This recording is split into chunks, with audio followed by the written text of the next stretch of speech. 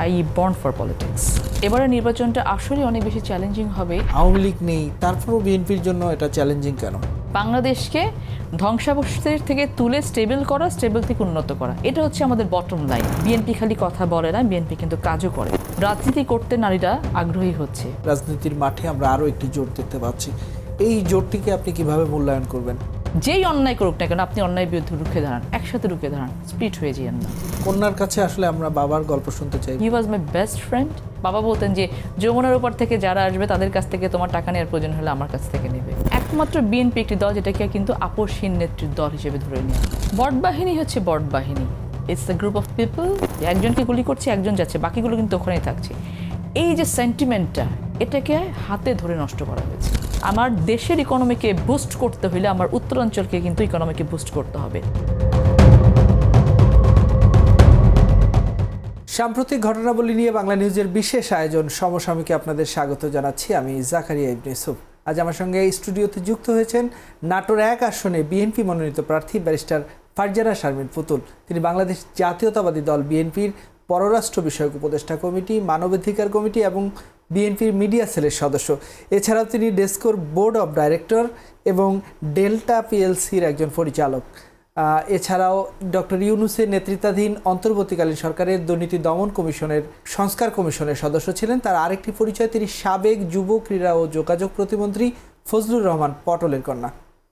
পুতুল, আপনাকে বাংলা নিউজে স্বাগত জানাচ্ছি। অসংখ্য ধন্যবাদ আপনাকে। শুরুতেই আপনার কাছে জানতে চাই, আপনার বেড়ে ওঠা, আপনার রাজনীতিতে জড়ানো, পড়াশোনা, পরিবার, সর্বোপরি আপনার সম্পর্কে একটু জানতে চাই। আমার জন্ম ঢাকাতে, ঢাকার মিরপুরে আমাদের জন্ম। আমার মিরপুর 10 নম্বরে ওখানে আব্বা আম্মা থাকতেন। আমার মা ছিলেন Mirpur girls ideal laboratory institute, যে কলেজটা, ওটার উনি কেমিস্ট্রি টিচার ছিলেন। বাবা তো রাজনীতিবিদ, আপনারা সবাই তাকে চেনেন। তো সেখান থেকে আমি প্রথম আমার স্কুল ছিল হচ্ছে আমার কলেজ যেটা, সেটা স্কুলে আমি মিরপুর গার্লসে, আমি ওখানে আমার হাতে খড়ি হয় আর কি। সেখান থেকে আমি তারপরে 91 সালে বাবা যখন মন্ত্রী হলেন, মিরপুর থেকে শিফট করে আমরা মেন্টর রোডে চলে আসলাম। ওই সময় আমি বিকারুনসালন স্কুল অ্যান্ড কলেজে ভর্তি হই। তো ওখান থেকে স্কুল এবং কলেজ শেষ করে আমি ঢাকা বিশ্ববিদ্যালয়ে অনার্স এবং মাস্টার্স দুটো করি ল ডিপার্টমেন্ট থেকে। তো ঢাকা বিশ্ববিদ্যালয়ে আসলে ভর্তিটা অনেকে অনেক জায়গায় পরীক্ষা দেয়, অনেক ডিপার্টমেন্টে পরীক্ষা দেয়। তো আমার বাবার স্বপ্ন ছিল যে না, আমি আইন নিয়ে পড়াশোনা করব। সো আমি শুধু একটা ডিপার্টমেন্টের একটা ইউনিটেই পরীক্ষা দিই, আলহামদুলিল্লাহ সেখানে খুব ভালো রেজাল্ট হয় আমার। এবং আমি সাবজেক্টটা যখন চয়েস করি যে বাবার ইচ্ছে মতো যে আইন পেশাটা, আইন নিয়ে আমি পড়বো, তখন ওটাতেই আমাকে সিলেক্ট করা হয় এবং আলহামদুলিল্লাহ সেখান থেকে অনার্স মাস্টার্স শেষ করি। তো আমি এখানে যখন মাস্টার্স করছিলাম ঢাকা বিশ্ববিদ্যালয়ে ইন্টারন্যাশনাল লয়ের উপরে, তখন আমি এক্সটার্নাল কোর্স যেটা বলে এলএলবি লন্ডনের বার্ট ল করার জন্য, সেটাতে আমি ভর্তি হয়ে যাই বাংলাদেশ থেকেই। তো সেখান থেকে আমি এক্সটার্নালি পরীক্ষা দিই, আলহামদুলিল্লাহ সেটাও সাকসেসফুল হই এবং পরবর্তীতে আমি একটা স্কলারশিপ পাই আরেকটি মাস্টার্সের জন্য, এটা বিপিপি ইউনিভার্সিটি কলেজ থেকে লন্ডনের। তো আমি এখানে অনার্সটা শেষ করার পরে মাস্টার্সটা শেষ করলাম। তারপরে আমি দুটো কোর্স, বারেট ল এবং আমার যেটা মাস্টার্স ছিল, দুটো একসাথে করার জন্য আমি লন্ডনে যাই। তো সেখানে লন্ডনে থাকা অবস্থায় মাস্টার্সটা শেষ করলাম ইন্টারন্যাশনাল বিজনেস লর উপরে। তো এরপরে আমার বারেট ল কোর্সটা শুরু করার কথা, বাট মিনওয়াইল হঠাৎ আমার বাবা অসুস্থ হয়ে যান। আমি আমার বাবার চোখের মনে ছিলাম বলতে হবে, এবং আমার লাইফে তার থেকে বড় বন্ধু কেউ ছিলেন না। তো আমি তখন যখন এটা শুনতে পারি, আমি তাকে না জানিয়ে দেশে চলে আসি। তো আমি যখন দেশে চলে এসেছিলাম, উনি খুব রাগ হয়েছিলেন যে তুমি পড়াশোনার মাঝখানে চলে এসছো, তুমি তো আর যেতে পারবে না। তো আসলেও আমার বাবার সেই কথাটাই সত্য হয় যে বাবা আস্তে আস্তে উনি আসলে শরীরটা অনেক বেশি ডেটেরিয়েট করেন। আমার বাবার কিডনি ডিজিজ ছিল, তো ওনার দুটো কিডনি ফেল হয়ে যায়, পরে তো আলটিমেটলি উনি মারা যান। তো 2016-তে উনি মারা যান। মারা যাওয়ার পর থেকে আসলে আমি আর বিভিন্ন কারণে আর কখনো আমার যাওয়া হয়ে ওঠে নাই। বাট আমি এই গত বছর আল্লাহর অশেষ রহমতে বিটিডিটা আমি অ্যাপ্লাই করেছিলাম। এটা বারেট লরে আরেকটা অল্টারনেটিভ কোর্স, যেটা আলহামদুলিল্লাহ আমি অ্যাপ্লাই করে আমি 100% এক্সামশন সহ আমার বারেট লটা হয়েছে, এবং আমি কলটা শুধু নেওয়া বাকি আছে, then I could be call as a barrister. তো এই হচ্ছে মোটামুটি পড়াশোনা। সো দুটো অনার্স, দুটো মাস্টার্স আছে আমার। পরবর্তীতে আমি 2007 সালে আসলে আমার অ্যাজ এ লয়ার আমার এনরোলমেন্ট হয়, এবং আমার বাবার মামলা দিয়ে আমার মামলা শুরু। আপনারা জানেন 111-এর সময় তাকে বেশ কিছু মিথ্যা মামলায় অ্যারেস্ট করা হয়েছিল 111-এ। তখন আমি সালে যেহেতু এনরোলমেন্ট হয়েছে আমার অ্যাজ এ লয়ার, আমি তখন ওনার মামলাগুলো দেখাশোনা করতাম। 2012 সালে আমি হাইকোর্টে এনরোলড হই এবং গত বছর আমি যদি অ্যাপিলেট ডিভিশনে এনরোলমেন্টের সুযোগটা অনেক আগে ছিল, কিন্তু আপনারা জানেন যে ফ্যাসিস্ট সরকারের আমলে বেশ কিছু অনিয়মের কারণে আমরা যারা বিভিন্ন সেক্টরে যোগ্য থাকা সত্ত্বেও আমরা সেই সুযোগগুলো পাইনি, সেরকম একটি ছিল যে আপিল বিভাগে আমার এনরোলমেন্টটা সেটা বন্ধ করে রাখা হয়েছিল। এই 2025 সালে পরে আমি সেটা আপিল বিভাগে এনরোলমেন্টটা পাই। তো মোটামুটি আমি হচ্ছে আপাদমস্তক একজন আইনজীবী, দিস ইজ মাই প্রফেশন, এবং আমি এটাতে খুব আল্লাহর অশেষ রহমতে সুনামের সাথে কাজ করে যাচ্ছি। তো আমার যেমন অনেক বড় বড় ক্লায়েন্টস আছে, অনেক বড় বড় কোম্পানি আছে, ন্যাশনাল এবং ইন্টারন্যাশনাল ক্লায়েন্টস আছে আমার, ঠিক তেমনিভাবে আমি আমার এলাকার নাটোরের যে জনগণের জায়গাটাতে ওখানে যত ধরনের গায়েবী মামলা থেকে শুরু করে যার যত ধরনের সমস্যা হয়, তো আমি ওই সেক্টরটা আমার একটা আছে যে আমি একেবারেই ফ্রি অফ কস্ট, এটা এখন না, 2007 সালে আমি যখন এনরোল হই তারপর থেকে আমার বাবার আদেশ অনুযায়ী আমি কখন আমার ফিজ কোনো দিন নিইনি। হ্যাঁ, কিছু হয়তো টাকা পয়সা কেউ কাগজের জন্য বা কিছু অর্ডারের জন্য এগুলো দেয়, but as a fees, lawyer fees হিসেবে আমার লালপুর বাগাতিপাড়া কাউকে তো কখনোই কোনো টাকা দিতে হয়নি। নাটোরেও যারা আমার কাছে আসেন, বাবা বলতেন যে যমুনার উপর থেকে যারা আসবে তাদের কাছ থেকে তোমার টাকা নেওয়ার প্রয়োজন হলে আমার কাছ থেকে নেবে। তো সেটা আমি মেনটেন করার চেষ্টা করি। মোটামুটি আলহামদুলিল্লাহ ভালো আছি সব কিছু মিলিয়ে। আপনার বাবা সাবেক প্রতিমন্ত্রী ছিলেন, 4 বারের সংসদ সদস্য ছিলেন। আপনার রাজনীতিতে আসাটা খুবই স্বাভাবিক, কিন্তু এই রাজনীতিতে জড়িয়ে যাওয়ার গল্পটা যদি একটু আমাদেরকে বলেন। এটা খুব স্বাভাবিক থাকলেও আসলে আমার জন্য রাজনীতিতে আসাটা খুব স্বাভাবিক ছিল না, কারণ আসলে আমি একটু মানে ইন্ট্রোভার্ট, নিজের পড়াশোনা, তারপরে নিজের ক্যারিয়ার, এগুলো নিয়ে আমি ব্যস্ত ছিলাম। তো একটা পর্যায়ে যেটা দেখা গেল যে বাবার মৃত্যুর পরে একটা ভ্যাকিউম ক্রিয়েট হলো। তো ভ্যাকিউমটা ক্রিয়েট হওয়ার কারণে যেটা হলো যে আমার আপনি জানেন যে ওখানে আসলে নাটোরের 4টি আসন। তো 91 সালে আমার বাবা প্রথম এমপি এবং মন্ত্রী হন। পরবর্তীতে আমার বাবার তদারকিতেই এবং তারই আপনার সার্বিক সহযোগিতা তত্ত্বাবধানে কিন্তু নাটোরের 4টি আসন বিএনপির অধ্যুষিত হয়ে যায় একেবারে।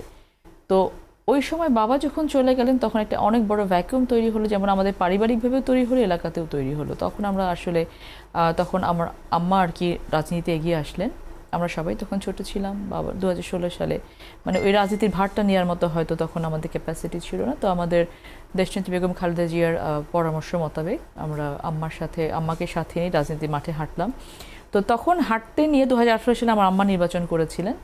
তো ওই হাঁটতে নিয়ে যেটা দেখলাম যে আসলে মাকে সহযোগিতা করতে হচ্ছে, বিভিন্ন জায়গায় ইন্টারনাল পলিটিক্সের শিকার হতে হচ্ছে, এক্সটার্নালি তখন আবার ফ্যাসিজমের যে যুগটা চলেছে, মাফিয়াতন্ত্রের যুগটা চলেছে, সেখানেও দেখা যায় যে মার দাঁড়াতে সমস্যা হচ্ছে। তখন এই মাকে সামনে এগোতে নিয়ে গিয়ে যে আমাকে তো আসলে বসে যাওয়া যাবে না, তখন দেখলাম যে আমার বাবার যে জায়গাটা, মানুষের ভেতরে বাবার যে ইমেজটা আছে, এটাকে ধরে রাখার জন্য আমার কাজ করা উচিত। তো তখন আমি আস্তে আস্তে লোকাল পলিটিক্সে আমি ইনভলভ হলাম। তারপরে লোকাল পলিটিক্সে ইনভলভ হয়ে যখন দেখলাম যে লোকাল পলিটিক্সটা কানেক্টেড হচ্ছে সেন্ট্রালের সাথে, কারণ আমার যে কোনো প্রবলেম সলভ করতে সেন্ট্রালে আসতে হচ্ছে, then I started connected with the central politics as well. এইভাবে আস্তে আস্তে ধীরে ধীরে আমি প্রথমে 2018 সালে আমি মানবাধিকার কমিটিতে আমাদের ভারপ্রাপ্ত চেয়ারম্যান আমাকে ইনক্লুড করেন। এটার পরে আমাদের বেশ একটা বড় কাজের জায়গা তৈরি হয়, যেখানে তখন মানবাধিকার কমিটিতে আমাদের খুব বেশি মেম্বার্স ছিলেন না। তো আমরা পরপর কয়েকটা পাবলিকেশন করি বাংলাদেশে 2007 সাল থেকে 2018, 19, 20, 21, 22 এরকম করে, যে এতগুলো বছরগুলো যে মানবাধিকার লঙ্ঘন বাংলাদেশে হয়েছে, উইথ দ্য রেফারেন্সেস, ন্যাশনাল এবং ইন্টারন্যাশনাল রেফারেন্স সহ আমরা এই কাজগুলো, পাবলিকেশনসগুলো করি। করতে করতে এটা আমাদেরকে অনেক রিস্ক নিয়ে কাজগুলো করতে হয়, কারণ ওই সময় মানবাধিকার লঙ্ঘন নিয়ে কথা বলা মানে আপনারা জানেন যে কেমন একটা অবস্থা ছিল, গুম হয়ে যাওয়ার আশঙ্কা আছে, ক্রস ফায়ারের আশঙ্কা আছে, কথা বলতে পারাটাই কিন্তু অনেক বড় ব্যাপার ছিল ওই সময়। তো তখন এই কাজ করতে করতে একটা পর্যায়ে যখন যে অ্যাসাইনমেন্টগুলো দিচ্ছে দল আমাকে, আমি সেগুলো খুব সাকসেসফুলি আলহামদুলিল্লাহ এগুলো করতে পারছি, দলের আস্থাটা বাড়ছে। এরপর একটা সময় মিডিয়া সেল আমাকে রিক্রুট করা হলো, সেখানে আমি কাজ করেছি। তারপরে ফরেন অ্যাফেয়ার্স কমিটিতে স্পেশাল অ্যাসিস্ট্যান্ট হিসেবে আমাকে রিক্রুট করা হলো। এই সবগুলো জায়গাতে আমি আমার ডেডিকেশনের সাথে এবং সবথেকে বড় অনেস্টির সাথে আমি কাজ করেছি, এবং কাজ করার কারণে আস্তে আস্তে দেখা গেল যে আসলে কীভাবে যেন হাঁটতে হাঁটতে আমি রাজনীতিতে ঢুকে গেছি। এই যে সময়টা পার হয়ে গেছে, এটা আমি বুঝতেও পারিনি যে 10টা বছর পার হয়ে গেছে। তবে আল্লাহর অশেষ রহমতে যখন যেখানে হাত দিয়েছি, আমার অনেস্টি এবং আমার ডেডিকেশন, আমার পরিশ্রমটা আমাকে অনেক বেশি সামনের দিকে এগিয়ে যেতে সহায়তা করেছে। আর ইন্সপিরেশন হিসেবে কাজ করেছে আমার বাবার চেহারাটা। আমি যখন যেখানে যাই মানুষ বলে, ও আচ্ছা আপনি পটল সাহেবের মেয়ে, ও আচ্ছা তুমি পটলের মেয়ে, এটা যে আমাকে কত একটা ভালো লাগা দেয় পেছন থেকে। আমি যখনই আটকে গেছি যে হ্যাঁ বাবার চেহারাটা, বাবার নামটা আমার ধরে রাখতে হবে, সেইটাই আসলে ইন্সপিরেশন হিসেবে কাজ করে আমি রাজনীতিতে আসতে হয়েছে। আপনি বলছিলেন যে আপনি আপনার বাবার নয়নের মণি ছিলেন, তো কন্যার কাছে আসলে আমরা বাবার গল্প শুনতে চাই। বাবার কোন কোন জিনিসগুলো আপনাকে অনুপ্রাণিত করে, বা বাবার কোন দিকগুলো আপনার কাছে মনে হয় যে এগুলো আদর্শ, এগুলো মেনে চলেন আপনি? উনি আসলে মানে একটা মানুষ একই সাথে সাইমালটেনিয়াসলি কতগুলো কাজ করতে পারে, উনি এটা একটা আইডল ছিলেন, উদাহরণ ছিলেন। যেমন ধরুন, উনি আপাত মস্তক একজন রাজনীতিবিদ ছিলেন। আমাদের এই যে যৌথ পরিবার, প্রায় 35 সদস্য বিশিষ্ট যৌথ পরিবার, একসাথে থাকা খাওয়া, আমরা অনেকগুলো 11-12 ভাই বোন একসাথে বড় হয়েছে। আমার বাবা ছিলেন আমার পরিবারের বড় সন্তান, আমার মা ছিলেন বড় বউ। তো এই দুটো মানুষ মিলে একটি 35 থেকে 40 সদস্য বিশিষ্ট পরিবারকে যে কিভাবে এক করে রেখেছেন এটা বলার বাইরে। আমার বাবা সকাল থেকে, আপনি জানেন যে রাজনীতিবিদদের কত ব্যস্ত থাকতে হয়, ওনাকে মিনিস্ট্রি চালাতে হতো, সব কিছুর পরেও উনি প্রতি শুক্রবার বাজারটা করতেন। আমরা 11 ভাই বোন কে কখন স্কুলে যাচ্ছি, স্কুল থেকে ফিরছি, সমস্ত কিছু তার নখদর্পণে ছিল। তো উনি এমন একজন মানুষ ছিলেন যে যাকে দেখে খালি মানুষ, এবং তার সব থেকে বড় গুণটা ছিল উনি প্রতিটা মানুষকে তার মতো করে ট্রিট করতেন। আপনি যখন যার কাছে গিয়ে বসবেন দেখবেন যে আমার বাবার আব্বার সাথে তার ব্যক্তিগত কোনো একটা গল্প আছে, এবং যে যেমন মানুষ তাকে সেরকম করে শ্রদ্ধাটা দিতেন। এটা পারাটা খুব ডিফিকাল্ট একটা বিষয়। অনুকরণীয় তার তার মানে কোনটা অনুকরণ করব বা কোনটা অনুকরণ করব না, এই লিস্টটা করতে গেলে দেখা যায় যে অনুকরণ না করার বিষয়টা অনেক কম। আমার ছোটবেলা থেকে শুরু এ পর্যন্ত আমি কোন কাপড়টা পরব, আমি কোথায় বেড়াতে যাব, আমার বন্ধু কারা হবেন, আমি কি প্রফেশনে যাব, আমার পড়াশোনা কেমন হবে, কখন কোন কথা বলা উচিত, কখন কোন কথা বলা উচিত না, কখন কতটা জোরে হাঁটা উচিত, কখন একটু থেমে যাওয়া উচিত, ইচ অ্যান্ড এভরিথিং আমার বাবার কাছ থেকে নেওয়া এবং পাওয়া। এখন পর্যন্ত যখন আমি খুব ক্রাইসিস মোমেন্ট পার করি, আমি চিন্তা করি যে আব্বু থাকলে কী করতেন, আব্বু এই সমস্যাটা কীভাবে সমাধান করতেন। আমার সাথে আমার বাবার অনেক আর্গুমেন্ট হতো বিভিন্ন বিষয় নিয়ে। তো আর্গুমেন্ট হতে হতে একটা পর্যায়ে গিয়ে আব্বু বলতেন, হ্যাঁ তুমি বেশি বোঝো, তখন বুঝতাম যে আমি উইন করে গেছি। হ্যাঁ, তো এরকম যে বাবার সাথে হি ওয়াজ মাই বেস্ট ফ্রেন্ড। এবং আমার এখনও মনে আছে যখন আমি ইউনিভার্সিটিতে ফার্স্ট দিন আমার ক্লাস ছিল, তো উনি আমাকে একটা ঘড়ি গিফট করলেন, এবং ওনার একটা মোবাইল ছিল, ওটা আমার প্রথম মোবাইল। আমি অনার্সে যখন ভর্তি হই তখন বাবা ফোনটা আমাকে দিলেন, এবং হাসতে হাসতে বলছেন ব্রেকফাস্টের টেবিলে যে, শোনো, আমার বাবা আমাকে কাইলা ডাকতেন, আমি কালো মেয়ে ছিলাম বাবার এই কারণে।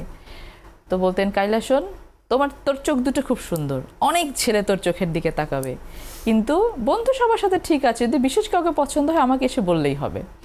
তো হি ওয়াজ লাইক দিস। আমার সাথে তার ইন্টারাকশনগুলো থাকতো এরকম যে আমার এমন কোনো কথা ছিল না যেটা আমার বাবা জানতেন না। তো উনি চলে যাওয়ার পর আমার কাছে মনে হয়েছিল যে আমার দুনিয়াটা আর একেবারেই ফাঁকা হয়ে গেল। তো এখনও আমার মোবাইল স্ক্রিনে এখনও তার ছবি। সো উনি সবসময় আমার সাথে আছেন। আপনার বাবা শহীদ রাষ্ট্রপতি জিয়াউর রহমানের হাত ধরে বিএনপি রাজনীতিতে যুক্ত হয়েছিলেন।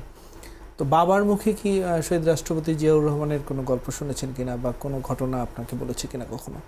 শহীদ রাষ্ট্রপতি জিয়াউর রহমান আমার বাবার কাছে একজন আইডল ছিলেন, এবং ওনার সিম্পলিসিটি, বাবা বলতেন যে একজন মানুষ অসম্ভব প্রতিভাধর, অসম্ভব ক্ষমতাধর, এবং তার সাথে কতখানি ডাউন টু আর্থ হতে পারেন, এটার এক্সাম্পল হচ্ছেন শহীদ প্রেসিডেন্ট জিয়াউর রহমান। এবং তিনি মানুষকে ওয়ান টু ওয়ান যেভাবে ডিল করতেন, মানুষকে যেভাবে সম্মান করতেন, এবং মানুষের সাথে যেভাবে মিশে যেতেন, আমার বাবা বলতেন যে আমি তার কাছ থেকে এই বিষয়গুলো শিখেছি। যেমন উনি ওনার জীবন খুবই সহজ সরল এবং খুবই সিম্পল একটা লাইফ লিড করেছেন। আমরা আমাদের ম্যাডাম জিয়ার অনেক গল্প শুনেছি, আমাদের ভারপ্রাপ্ত চেয়ারম্যানের গল্প অনেক শুনেছি। তো উনি যখন শহীদ প্রেসিডেন্ট জিয়াউর রহমান সম্পর্কে কথা বলতেন, একটা গল্প আছে, উনি আমাকে বলেছিলেন যে পল্টন অফিসে এরকম তখন মানে পার্টি অফিস যেটা ছিল আর কি, বিএনপির এরকম একটা পার্টি অফিসে প্রেসিডেন্ট ওনাকে ডেকেছেন যে আসতে হবে, বেশ কিছু ইম্পর্টেন্ট কাজ আছে। কোনো একটা ক্রাইসিস মোমেন্ট হয়তো ওই সময় চলছিল। তো বাবা গেছেন দ্রুত, তো গিয়ে দেখেন যে অনেকে বসে আছেন যারা রাজনীতিতে থাকে না যে অনেকে পছন্দ করেন না, তো এমন কিছু মানুষ আছেন যারা বাবাকে পছন্দ করেন না। তো বাবাকে ওই জায়গাটা দেখে ওরা একটু হয়েছে যে এই মিটিংয়ে কেন পটল কেন আসবে এরকম একটা কিছু। তো যেহেতু আমাদের শহীদ প্রিন্সেস জিয়াউর রহমানকে ডেকেছেন, আমার বাবাও ভেতরে গেছেন, ভেতরে গিয়ে বলছেন যে স্যার আপনি আমাকে তো ডেকেছেন, তো এই মিটিংয়ে আমি বসতে তো অনেকে অখুশি হবে স্যার, এখন আমি এখানে না বসি। তো উনি বলছেন যে তোমার উপর অখুশি আছে কেউ? তো বলেছে যে হ্যাঁ। হচ্ছে যে ঠিক আছে, আজকের পরে কেউ থাকবে না। তো উনি আব্বু বললেন যে উনি যখন বের হলেন আমার ঘাড়ে হাতটা দিয়ে বের হলেন। হ্যাঁ, বের হয়ে বললেন যে পটলের সাথে পরিচয় আছে সবার, তো সবাই তো চেনে। তো বললো যে he is my best choice. তো বাবা বললো যে আমি তাকিয়ে আছি ওনার দিকে, এবং উনি যখন বললেন he is my best choice, তখন আমি দেখি যে সবার একটা দৃষ্টি চেঞ্জ হয়ে গেল। তো এই যে আমি বলেছি যে ওনারা আমাকে পছন্দ করেন না, উনি এটাকে নিয়েছেন যদি আমি সবার সাথে মিলে কাজ করতে না পারি তাহলে তো ওনার দল এগোতে পারবে না। এই যে মিলিয়ে দেওয়ার বিষয়টা, যে আমি প্রথম জানলাম, বুঝলাম যে একটা মানুষের ঘাড়ে হাত দিয়ে, যে নেতা যদি কারো হাত দিয়ে নিয়ে কারো কাছে পরিচয় করিয়ে দেয়, এটার ইম্প্যাক্টটা কী পড়ে। সো এরকম একেবারে ইন্ডিভিজুয়ালি উনি কিন্তু মানুষের সাথে মিশে গিয়ে প্রবলেমগুলো সলভ করতেন। সো ওনার সম্পর্কে যখনই কথা বলতেন, চোখের দিকে তাকালে মনে হতো যে ওনার চোখ দিয়ে সমীহ ঝরছে, এরকম একটা বিষয় ছিল। কথা দিয়ে তো থাকতোই।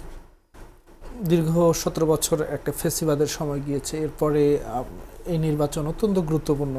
একটা গণ অভ্যুত্থানের পর আপনাকে নাটোর 1-এ বিএনপি থেকে মনোনয়ন দেওয়া হয়েছে। আপনি কেমন সাড়া পাচ্ছেন, বা যখন এই ঘোষণাটা আসলো তখন আপনার অনুভূতিটা কেমন ছিল? এটা আসলে বলে বোঝানো যাবে না। প্রথম কথা হচ্ছে যে পুরো রাজশাহী বিভাগ থেকে সরাসরি ভোটে পার্টিসিপেট করার জন্য আমাদের ম্যাডাম জিয়া তো ডিফারেন্ট, বাট আমি একজন ফারজানা শারমিন পুতুল, যাকে এই মনোনয়নটা দেওয়া হয়েছে, এবং এটা একজন কর্মীর উপরে বা একজন দলের একজন হিসেবে দলের এত বড় আস্থার জায়গাটা যে কতখানি মাথাটা উঁচু করে দেয়। এবং আমি সাথে সাথে 2 রাকাত নফল নামাজ পড়ে শুকরানা আদায় করেছি, এবং এটা আসলে দলের প্রতি আমি সারা জীবন কৃতজ্ঞ থাকবো যে দল এতখানি আস্থা আমার উপর রেখেছেন।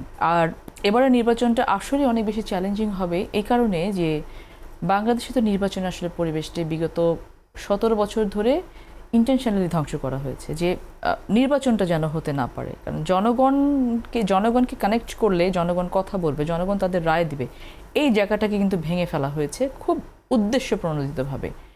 তো প্রথম হচ্ছে সেই জায়গাটাতে মানুষকে ফিরিয়ে নিয়ে আসা, 1 নম্বর। দ্বিতীয় হচ্ছে যে আপনি যখন 5 বছরের গ্যাপে ইন্টারভ্যালে একটা নির্বাচন হয়, তখন you can decide the voters, যে কোন ভোটার কাদের হতে পারে, এটা ধরা যায়। কিন্তু এখন যেটা হয়েছে যে 17 বছর ধরে ম্যানিপুলেটিভ সিস্টেমের কারণে কিন্তু ভোটার্সরা কিন্তু ওই কালচারটা হচ্ছে যে নষ্ট হয়ে গেছে। অনেকে জানেই না হোয়াট ইজ ভোট, কীভাবে ভোট দিতে হয়, ভোটের স্তরগুলো কী কী, এটা অনেক ভোটার্স জানে না। 18 সালের পর থেকে তারা তো নির্বাচনে অংশগ্রহণ করতেই পারে না, ভোট দিতেই পারে নাই।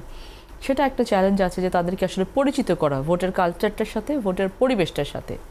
থার্ড যেটা আছে যে একটি পোর্শন আছে আনডিসাইডেড ভোটার্স। একটা সময় ছিল ফ্লোটিং ভোটার্স, এটা কোন দিকে যাবে বোঝা যায় না। এখন একটি নিষিদ্ধ দল আছে, যাদের ধরেন সবাই তো আর খারাপ ছিলেন না, যারা অন্যায় করেছেন তাদের কারণে দলটা নিষিদ্ধ হচ্ছে, কিন্তু তাদের সাপোর্টার্স বেশ কিছু আছে। তাহলে এই ভোটটা কোন দিকে যাবে সেটা একটা ক্যালকুলেশন আছে। ইয়ুথ আছে একটা, more than 4 crores youth voters আছে, এই ভোটটা কোন দিকে যাবে। তো সেই চ্যালেঞ্জেসগুলোর জায়গাটা আমার মনে হয় দুটো, যে এবার দল, প্রতীক, সাথে ক্যান্ডিডেট, এই 3টে জিনিস বিচার করে মানুষ ভোট দেবে, এবং এবার মানুষ খুব কশাসলি ভোটটা দেবে। চ্যালেঞ্জটা আমাদের সেখানেই যে কিভাবে ভোটটা নিজেদের কাছে নিয়ে আসা যায়। তো সেই জায়গাটাতে আমাদের পরিশ্রমের মাত্রাটা অনেক বেশি করতে হবে, এবং আমি 3 তারিখে মনোনয়ন ডিক্লেয়ার হয়েছে, আমি 4 তারিখ ভোরে নাটোর চলে গেছি, এবং যত বেশি মানুষের কাছে যাচ্ছি মানুষের আগ্রহটা বুঝতে পারছি, মানুষের অনেক বেশি উৎফুল্লতা যে ভোট দিতে পারবো। এটা একটা ওই যে প্রথম টার্গেট যেটা ছিল যে মানুষকে ভোটমুখী করা, আমার এলাকাতে দেখেছি মানুষ ভোটমুখী, তারা ভোট দেওয়ার জন্য উন্মুখ হয়ে আছে। দ্বিতীয়ত হচ্ছে যে আমার ওখানে মোর দ্যান 50% হচ্ছে নারী ভোটার্স। তো আমি যখন মানুষের কাছে যাচ্ছি, নারীদের উপচে পড়া ভিড় থাকছে। আমি 2টো নারী সমাবেশ করেছি, আমার দুটো উপজেলা, 2টো পৌরসভা, তো 2টো উপজেলাতে 2টো নারী সমাবেশ করেছি, যেখানে কোনো পুরুষ থাকতে পারবে না, শুধু নারীরা। তো আমি যে অভূতপূর্ব সারা ওই নারী সমাবেশে পেয়েছি, শুধু তাই না, এই সারা সমাবেশটার পরে সবাই বলে যে আমাদেরকে আর ডাকে না কেন, আমাদের ওখানে নাটোরে মেয়েকে আদর করে বিটি ডাকে। হ্যাঁ, সো বিটি কেন ডাকছেন আমাদেরকে? ইভেন যারা রাজনীতি করতে নারীরা আগ্রহী হচ্ছে, ওনারা দেখছেন, যখন আমি ক্যাম্পেইনিংয়ে বলি যে পরিবর্তনটা বাংলাদেশে আনতে চাচ্ছে, মানে সমগ্র বাংলাদেশের জনগণ চাচ্ছে এটা পরিবর্তন হোক, চাচ্ছি তো আমরা, তো সেই পরিবর্তনটা সূচনা করেছে বিএনপি। কিভাবে? যে এই যে নারীদেরকে এগিয়ে নিয়ে যাওয়ার যে টেন্ডেন্সিটা, এটা তো অন্য কোনো দলে দেখা যায় নাই। সো শুরু থেকেই আপনি নারী শিশু মন্ত্রণালয় করেছেন আমাদের বেগম খালেদা জিয়া, নারীদের শিশুদের অবৈতনিক শিক্ষা ব্যবস্থা, নারীদের অবৈতনিক শিক্ষা ব্যবস্থা, শিশু মন্ত্রণালয়, এগুলো কিন্তু বিএনপিরই করা। এখন নতুন করে যেটা শুরু হচ্ছে নারীদেরকে সামনের দিকে নিয়ে আসা। তো সেইভাবে যে সরাসরি ভোটে অংশগ্রহণ করার জন্য যে 5%-এর যেই একটা টার্গেট আছে, সেটা আমার দল ইনশাল্লাহ পূরণ করে ফেলবে। তো এই সব কিছু মিলিয়ে যেটা, যে এই পরিবর্তনটা যখন আমাকে দেখছে মানুষ, তখন তার রাস্তাটা পাচ্ছে যে বিএনপি খালি কথা বলে না, বিএনপি কিন্তু কাজও করে। এভাবে দিচ্ছে তারা, এত আগ্রহ ভরেই করছে। আমাদের ওখানে যারা আছেন, সনাতন ধর্মাবলম্বী যারা আছেন বা অন্যান্য ধর্মের যারা মানুষ আছেন, ব্যবসায়ী সম্প্রদায় যারা আছেন, তারা একটা আস্থার জায়গা পাচ্ছে। কমিউনিটি এসে আমার সাথে কথা বলছে যে উই আর থিঙ্কিং যে আপনি যদি নির্বাচিত হন তাহলে এখানে স্টেবিলিটি আসবে, স্টেবিলিটি আসলে আমরা ব্যবসা করতে পারবো, আমাদের এটাই দরকার, আর কোনো কিছু দরকার নেই। আমি শিক্ষকদের সাথে বসেছি, প্রাইমারি শিক্ষকদের বেহাল দশা, তারা কি শিক্ষা দেবে, তাদের নিজেদের ঘরে বেতন থাকে না। হ্যাঁ, তাদের এই প্রবলেমসগুলো যখন আমি শুনছি, তখন তারা একটা আস্থার জায়গায় আসছে যে আমার প্রবলেমসগুলো যখন শুনবে তখন তো সমাধানের ব্যবস্থা করবে। তো যেহেতু আমার বাবার একটা অনেক ভালো ফুড স্টেপস আছে ওখানে, আমার বাবা যে বলেছেন সেটা করেছেন, কোনো মিথ্যা আশ্বাস দেননি। অ্যান্ড সিমিলারলি আমি সে কাজটা করি, যে আমি যেটা পারবো আমি সেটা বলি। আমি টার্গেট নিয়েছি ইউনিয়ন ভিত্তিক, টার্গেট নিয়েছি ওয়ার্ড ভিত্তিক, উপজেলা ভিত্তিক, পৌরসভা ভিত্তিক।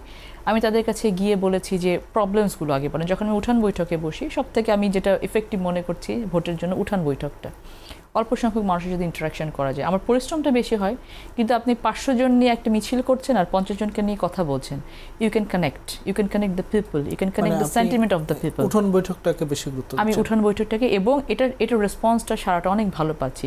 ওই 50টা ভোট আমি ফিল করছি যে 50টা ভোট আমার হয়ে যাচ্ছে, কারণ তারা আমাকে কানেক্ট করতে পারছে, তাদের ইমোশনটাকে কানেক্ট করতে পারছে। আমি যখন একটা মহিলার হাত ধরে বলছি মা আপনি কেমন আছেন, আর একটা মহিলা যখন আমি মঞ্চে আছি, সে দূর থেকে আমাকে দেখছে, তার সাথে কিন্তু আমার ইমোশনাল কানেকশনটা হচ্ছে না। সো আমি এই স্ট্র্যাটেজিগুলো নিয়ে, পরিশ্রমটা আমার বেশি যাচ্ছে, কিন্তু আমি সারাটা খুব ভালো পাচ্ছি ওখান থেকে। বিএনপি এবং আওয়ামী লীগ রাজনীতিতে সবসময় একে অপরের প্রতিদ্বন্দ্বী ছিল। তো এবার তো আওয়ামী লীগ নিষিদ্ধ, আপনাদের বিএনপির ভারপ্রাপ্ত চেয়ারম্যান তারেক রহমান থেকে শুরু করে হাইকমান্ড থেকে বলা হচ্ছে যে এবারের নির্বাচনটা অনেক চ্যালেঞ্জিং হবে, অনেক কঠিন হবে। আওয়ামী লীগ নেই, তারপরেও বিএনপির জন্য এটা চ্যালেঞ্জিং কেন? চ্যালেঞ্জটা আওয়ামী লীগ আছে বা নেই এটার উপরে ডিপেন্ড করে বলে আমি মনে করছি না। বিষয়টা হচ্ছে আপনার এটা ডেমোক্রেটিক সোসাইটিতে যত বেশি পার্টিসিপেশন থাকবে, যত রাজনৈতিক দল থাকবে, যত জনগণের কাছে অপশন থাকবে ভালো মন্দ বিচার করার, তত আপনার আউটপুটটা ভালো হবে। যেমন একটা আসনে বা একটা জায়গায় যদি 10 জন ক্যান্ডিডেট থাকে, মানুষ কিন্তু চয়েস করতে সুবিধা হবে এবং সে বেস্টটাকেই চয়েস করবে, যে কার কাছে গেলে আমি রেমেডিটা পাবো। এটা বিএনপির ভোটিং যে লটটা আছে এটা বিএনপির আছে, জামায়াতের যেটা আছে জামায়াতের আছে, কিন্তু আওয়ামী লীগেরগুলো কোন দিকে যাবে সেটা একটা বিষয়। ইয়তটা কাদেরকে ভোট দিবে, ইয়ত তো গত 17 বছর ভোট দিতে পারে নাই, তারা ভোট দিয়ে কাকে নিয়ে আসতে চায়, তাদের চাওয়া পাওয়াটা কি। সো এই যে ওদের সাথে কানেক্ট করা, উইমেনদেরকে কানেক্ট করা, সনাতন ধর্মাবলম্বী বা আদার্স ধর্মাবলম্বী যারা আছে তাদেরকে কানেক্ট করা, এই সমস্ত বিষয়গুলোকে কিন্তু ডিসাইডিং ফ্যাক্টর হবে। এবং সবথেকে বড় বিষয়, মানুষ অনেক বেশি কশাস হয়ে গেছে এখন, যে আওয়ামী লীগ যেই উদাহরণটা ক্রিয়েট করে রেখে গেছে বাংলাদেশে, এই উদাহরণের জায়গায় বাংলাদেশের কখনো ফিরতে চাইবে না, কখনোই চাইবে না যে আর কোনো দল ফ্যাসিস্ট হয়ে যাক। সো এই যে এই ফ্যাসিস্ট হয়ে না যাক, এটা থেকে একটা তো কিন্তু টেন্ডেন্সি কাজ করবে যে আমরা অনেক চয়েস করে দেবো। সো আমরা যারা ক্যান্ডিডেট আছি, আমাদের কিন্তু অনেক বেশি পরীক্ষা দিয়ে উতরাতে হবে। চ্যালেঞ্জটা ওই জায়গাটাতে। হ্যাঁ, একটি দল নিষিদ্ধ ঘোষিত হয়েছে, আপনি জানেন যে প্রকাশ্য শত্রু কিন্তু ভালো গোপন শত্রুর থেকে। যেমন নিষিদ্ধ ঘোষিত হয়েছে, তাদের নিষিদ্ধ ঘোষিতটা কিন্তু অ্যাপ্রোপ্রিয়েট ওয়েতে হয়নি, প্রপার ওয়েতে হয়নি। তাদেরকে যদি অ্যাপ্রোপ্রিয়েট বিচারিক প্রক্রিয়ার মাধ্যমে নিয়ে এসে দল হিসেবে, সংগঠন হিসেবে, এবং তাদের যারা মাথা আছে বা যারা সরাসরিভাবে মানবাধিকার লঙ্ঘন থেকে, রাষ্ট্র নষ্ট করা থেকে শুরু, রাষ্ট্রদ্রোহ থেকে শুরু করে বাংলাদেশকে ধ্বংস করার এই ষড়যন্ত্র এবং ষড়যন্ত্রের সাথে প্রত্যক্ষ এবং পরোক্ষভাবে যারা জড়িত ছিল, এদেরকে ধরে ধরে যদি বিচারের সম্মুখীন করা যায়, তাহলে আপনার একটা ইম্প্যাক্ট পড়তো। কিন্তু একটা এক্সিকিউটিভ অর্ডারে তাদেরকে নিষিদ্ধ করে দেওয়ার কারণে তারা কতটুকু নিষিদ্ধ, কিভাবে নিষিদ্ধ, তারা কি করতে পারবে, কি করতে পারবে না, এই প্রশ্নগুলো কিন্তু মানুষের ভিতরে থেকে গেছে, একটা ভোলাটাইল সিচুয়েশন রয়ে গেছে। সো ওই জায়গাটাতেও কিন্তু একটা চ্যালেঞ্জের বিষয় আছে, যে তারা ভেতরে থেকে কি করবে। হ্যাঁ, আমরা দেখেছি যে বিভিন্ন জায়গায় যে জামাতের সাথে ট্যাগ হচ্ছে, শিবিরের সাথে ছাত্রলীগ ট্যাগ হচ্ছে, এগুলো ওপেন আমরা দেখেছি বিভিন্ন যে ইউনিভার্সিটি নির্বাচনগুলোর সময় আমরা কিন্তু এই বিষয়গুলো দেখেছি। তো চ্যালেঞ্জের জায়গাটা ওখানে যে আমাদের আলটিমেট উদ্দেশ্য কি, যে বাংলাদেশকে ধ্বংসাবশের থেকে তুলে স্টেবল করা, স্টেবল থেকে উন্নত করা, এটা হচ্ছে আমাদের বটম লাইন। তো সেখানে যেন আবার কোনো ষড়যন্ত্রের মধ্যে দেশ না পড়ে যায়, সেটা হচ্ছে আমাদের মেইন টার্গেট। চ্যালেঞ্জটা হচ্ছে এখানে যে বিএনপি যেভাবে দেশটাকে নিয়ে ভাবছে, বিএনপি কিন্তু আপনারা যেমন ধরেন আমরা 31 দফা নিয়ে মানুষের সামনে আছি, ইটস নট লাইক দ্যাট যে আমরা 5 তারিখের পরে আছি, এটা কিন্তু বহু আগে থেকে আমরা এগুলো নিয়ে কাজ করছি। 5 তারিখের পরে কিন্তু সংস্কার নিয়ে কথা উঠেছে, সংস্কার নিয়ে যত কথাই উঠুক না কেন, সমস্ত সংস্কার কিন্তু আমাদের 31 দফাতে, প্রথমে 27 দফা, তারপর 31 দফার মাধ্যমে কিন্তু ইনকর্পোরেট করা হচ্ছে বহু আগে। এবং এগুলো ইনকর্পোরেট করে কিন্তু আমরা বসে নেই, আমরা কিন্তু আমাদের, আপনি জানেন, কাজ করছেন বিভিন্ন জায়গায়, শুধু কাজ করছি না, এটা আমরা প্ল্যানিং করে বাস্তবিক প্রয়োগ প্রক্রিয়া যেটা থাকতে পারে। আপনি তো আকাশ কুসুম মানুষকে স্বপ্ন দেখিয়ে লাভ নাই, আপনার একটা প্র্যাকটিক্যাল ইমপ্লিকেশনস থাকতে হবে, আপনার এক্সিকিউটিভ অথরিটি থাকতে হবে, আপনার এক্সিকিউশন করার একটা জায়গা থাকতে হবে। আমরা কিন্তু রিসার্চের মাধ্যমে, আপনারা জানেন আমাদের রিসার্চ সেল আছে বিএনআরসি, আমরা কিন্তু বহু বছর ধরে রিসার্চ করেছি, করে নিয়ে কিন্তু এগুলো কাগজে কলমে নিয়ে মানুষের সামনে এসেছি যে আমরা মানুষকে অলিক স্বপ্ন আর দেখাবো না। বহু দল আছে, সিঙ্গাপুর বানিয়েছে, লন্ডন বানিয়েছে, অনেক কিছু বানিয়েছে, কিন্তু দেশের মানুষের কিন্তু জীবনমানের কোনো উন্নয়ন হয়নি। সো আমাদের মেইন টার্গেট হচ্ছে যে মানুষের জীবনমানের উন্নয়ন। একজন রিক্সাওয়ালা, উনি সকালে যে ইনকাম করছেন, আপনি দেখছেন যে হয়তো রিক্সার ভাড়াটা বেড়েছে, আবার বাজারে যাচ্ছেন, খরচ করে ফেলছেন, মাসে তার কিন্তু 500 টাকা, 1000 টাকা বা 2000 টাকা থাকছে না, যেটা দিয়ে উনি একটু স্বপ্ন দেখতে পারবেন যে আমি আমার সন্তানটাকে নিয়ে একটা ভালো ড্রেস কিনে দেবো। সো এই যে স্বপ্ন দেখার জায়গাটা বিএনপি তৈরি করতে চায়, মানুষের জীবনমানের উন্নয়ন। এক্সপেন্স, আপনার বেতন বাড়ছে, এক্সপেন্স বাড়ছে, থাকছে না কিন্তু কিছু, জীবনমান কিন্তু বাড়ছে না, স্টেটাস কিন্তু বাড়ছে না, রেসপেক্ট কিন্তু বাড়ছে না। সো বিএনপির কথা হচ্ছে যে আমরা সেই জায়গাটা মানুষকে নিয়ে যাবো, যে মানুষের জীবনমানের উন্নয়নটা হবে। সো এই জীবনমানের উন্নয়ন করতে বিএনপি যা যা নিয়ে সামনে আছে, এগুলোকে এক্সিকিউট করতে কিন্তু সকলের সহযোগিতা প্রয়োজন। একাধিক দল যদি থাকে এটা আরও ভালো। একটি পার্লামেন্টে, আমরা বারবার বলেছি, একটি পার্লামেন্টে যদি একটি খুব ভালো বিরোধী দল থাকে, that parliament can you can tell that parliament is a functional parliament. Otherwise যদি আবার সেই গৃহপালিত কোনো কিছু হয়, এটা কিন্তু ফাংশনাল হবে না, দেশ কিন্তু এগোবে না। সো আমাদের কনসেন্ট্রেশন কিন্তু সেদিকেও আছে যে হ্যাঁ, সমস্ত দল আসুক, সবাই এসে নির্বাচনে অংশগ্রহণ করুক, যাতে করে আমরা পার্লামেন্টটাকে ফাংশনাল করতে পারি। যারাই সরকারি দলে থাকুক না কেন, তাদের ভালো মন্দটা যেন বিরোধী দল তুলে ধরতে পারে, কথা বলতে পারে, একটা আর্গুমেন্ট হয়, পার্লামেন্টের কালচারটা যেটা বহাল থাকে। পার্লামেন্ট কেন ওখানে গিয়ে কিন্তু গিয়ে গান গাওয়ার জায়গা না, স্তুতিবাক্য করার জায়গা না, it's a place where you make the decision. আইন প্রণয়ন করবেন আপনি, দেশের জন্য কাজ করবেন। সো সেই জায়গা তো ছিল না গত 15 বছর। বিএনপি কিন্তু সেই জায়গাতে দেশকে নিয়ে যেতে চায়। পুতুল, আপনি বেশ কয়েকটি কথা বলেছেন, এর মধ্যে একটি বলেছেন যে আওয়ামী লীগের যে কার্যক্রম নিষিদ্ধের বিষয়টি নিয়ে আপনি বলেছেন যে প্রক্রিয়াটা সঠিক হয়নি।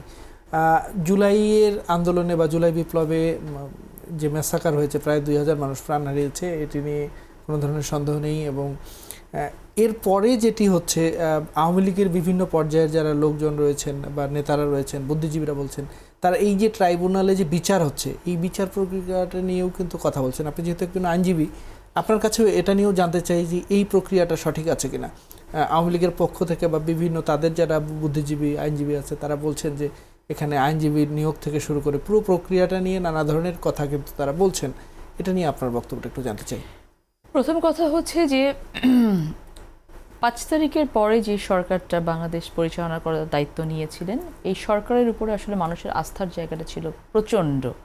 এবং আপনি দেখবেন যে বাংলাদেশের ইতিহাসে এত জনসমর্থন নিয়ে কিন্তু কোনো সরকার আসে নাই। কোন সেন্সে জনসমর্থন? যে এই 5ই আগস্টে যেটা ঘটেছে, এরপরে 5, 6, 7 এই দুদিন বাংলাদেশে কোনো সরকার ছিল না। 8 তারিখে যখন গভর্নমেন্ট ফর্ম করা হলো, ডক্টর ইউনূসের তত্ত্বাবধানে যে সরকারটা আসলো বাংলাদেশে, পুরো বাংলাদেশ কিন্তু তখন স্বপ্ন দেখেছে এই সরকারকে নিয়ে, আস্থা রাখতে চেয়েছে, বিশ্বাস রাখতে চেয়েছে এবং মনে করেছে যে এই সরকারটা বাংলাদেশকে ডেমোক্রেসির পথে নিয়ে যাবে, যে আমরা যেখানে ছিলাম সেখান থেকে বের করে ডেমোক্রেসির পথে নিয়ে যাবে। এতদিন যে গণতন্ত্র একটা রুদ্ধদ্বার অবস্থায় ছিল, সেটা হ্যাঁ, এটা ছিল ফার্স্ট প্রায়োরিটি। তো এটা সবাই জানে, সরকারও জানে যে সরকারের কাছে ইনডেফিনিট পিরিয়ড অফ টাইম ছিল না, কারণ কোনো ইন্টারিম সরকারের কাছে থাকে না। আমাদের দেশেও এরকম অধ্যায় অনেক এসেছে, দেশি বিদেশি, আপনি যত ধরনের উদাহরণ খুঁজতে যান না কেন, দেখবেন যে ইন্টারিম গভর্নমেন্টের একটা টাইম ফ্রেম থাকে। তো এই সরকারও সেটা মনে করেই এখানে বসেছিলেন বা আমরা বসিয়েছিলাম, জনগণ বসিয়েছিলেন। তো সেই শুরু থেকে শুরু করে শেষ পর্যন্ত সরকার যে সময়টুকু পেয়েছেন, এই সময়টুকুকে খুব বাছ বিচার করে ভেবে চিনতে সেগমেন্ট করে পিক অ্যান্ড চুজটা খুব ভালো মতো করে সিগনিফিকেন্ট ইস্যুগুলোকে ট্রিগার করে কোনটা কখন করব করে তাকে এই কাজগুলো করা উচিত ছিল। সেটা না করে যেটা হয়েছে যে এই যে বিচারিক প্রক্রিয়ার কথা যেটা আপনি বলছেন, শুরুর দিকেই যেমন ধরেন আমরা ক্রিমিনাল কেস যখন হয়, এভিডেন্সের অভাবে অনেক ক্রিমিনাল কেস ভিশিয়েট হয়ে যায়, ট্রায়ালে গিয়ে পড়ে যায়, রায় ঠিক মতো দেওয়া যায় না। তো জুলাই অভ্যুত্থানের যে প্রমাণগুলো হাতে ছিল, জল করছে মানুষের সামনে, ইমিডিয়েট কিন্তু গণহত্যা হোক বা রাষ্ট্রদ্রোহ হোক বা খুনের মামলা হোক, যে কোনো মামলা কিন্তু পরপর হয়ে যাওয়া উচিত ছিল ফ্রম দ্য গভর্নমেন্ট। সেগুলো আমরা দেখেছি সেখানে ল্যাকিংস ছিল। তারপরে কি ছিল যে কোঅর্ডিনেশন, যে কখন কোনটা করব। এই সরকারের প্রাইম কনসার্ন হওয়া উচিত ছিল যে রোড টু ডেমোক্রেসি, যে আমরা কীভাবে ডেমোক্রেসি উত্তরণ ঘটানো আপনার একটা নির্বাচন ছাড়া সম্ভব না। সো টার্গেটিং পয়েন্টটা কোনটা হবে, যে আমার যে অন্যায় হয়েছে সেই অন্যায় থেকে আমি মানুষকে তুলে নিয়ে আসতে পারবো, এই আস্থার জায়গা মানুষের মাঝে তৈরি করা। তাতে কি আমাকে অন্যায়কে বিচারের সম্মুখে করতে হবে, এটা থাকতে হবে টার্গেটিং পয়েন্ট। দ্বিতীয়ত যে এই অন্যায় যারা ঘটিয়েছে, দেশটাকে ধ্বংস করেছে, দেশে ডেমোক্রেসি নেই, দেশটাকে তাহলে ডেমোক্রেসিতে তুলে দিতে পারলে আমাদের কাজগুলো সহজ হবে। বিচারিক প্রক্রিয়াতে আপনি একদিনে শেষ করতে পারবেন না। সো স্টার্ট করে দিলে যে গণতান্ত্রিক প্রক্রিয়া যে সরকার আসবে তারা যেটাকে কন্টিনিউ করতে পারে। তো আমরা কি দেখলাম যে মোরলেস কোনোটাই কিন্তু শুরুর দিকে টাচ করা হয় নাই। সংস্কার কমিশন গঠন করা হলো, ইনিশিয়ালি 5টা 6টা, তারপর আরও অনেকগুলো বাড়লো।